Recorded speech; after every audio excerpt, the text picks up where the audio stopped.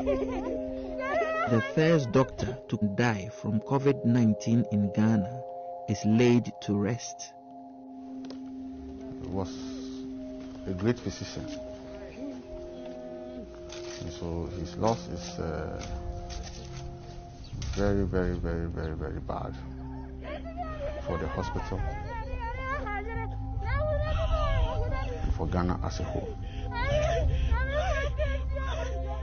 Personal protective equipment, PPE, is vital for ensuring our doctors can safely treat the virus.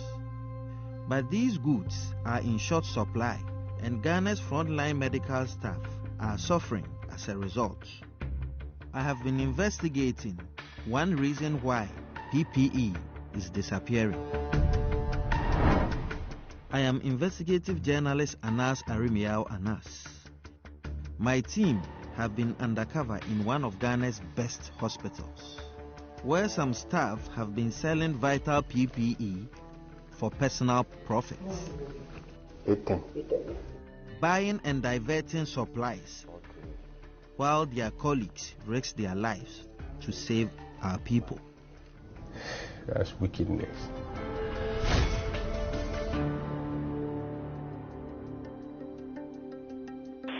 Greater Accra Regional Hospital is ground zero for COVID-19 in Ghana.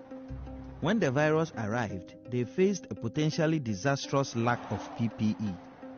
Government called for hospitals to gather as much as possible, and the country rallied around to help.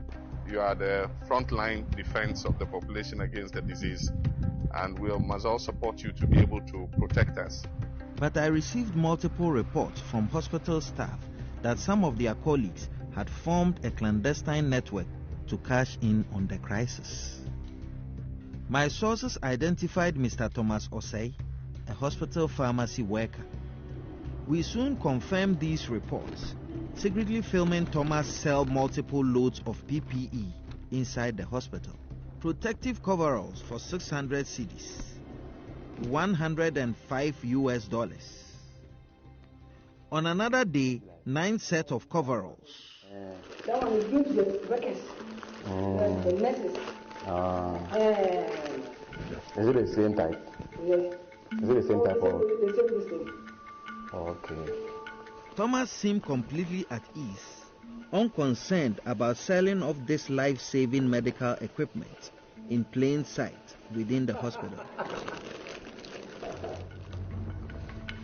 And then he sold us multiple face shields, equipment that medical workers have been crying out for.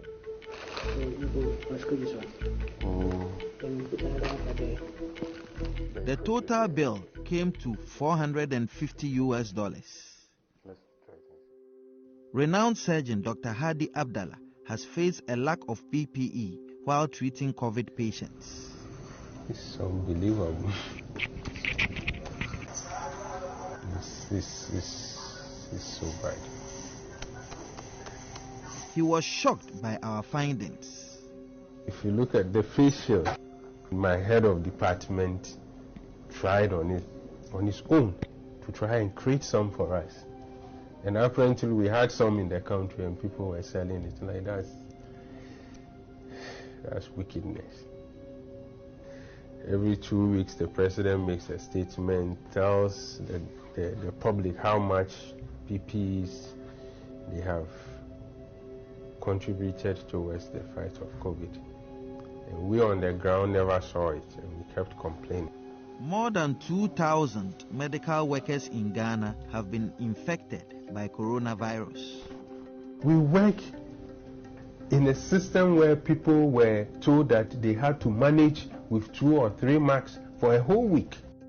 If they can be so callous and wicked like that, knowing that when health workers don't have this protective gear, they are putting their lives and the life of their families at risk. I think they don't deserve to work there, and I think they should be severely punished by the law.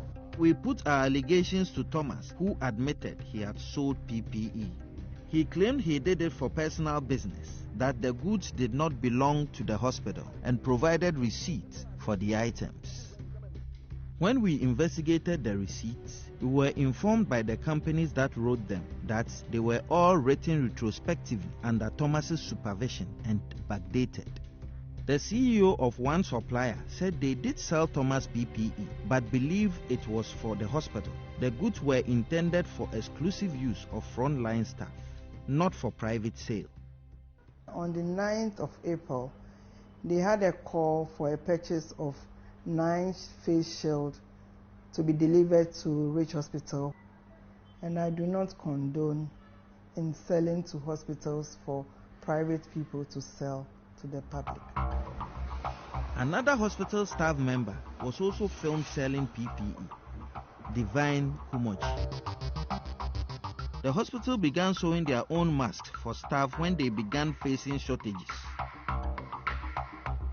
Divine was filmed selling hundreds of these PPEs on site for $140. Divine didn't respond to us, but management at Greater Accra Regional Hospital launched an investigation after receiving our allegations. Both Divine and Thomas have since been suspended for privately selling PPE in breach of hospital rules. All the PPE bought during this investigation has been donated to frontline medical staff.